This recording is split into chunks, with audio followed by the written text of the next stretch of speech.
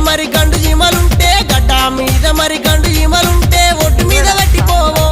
అమ్మ గడ్డ మీద మరి గండు జీమ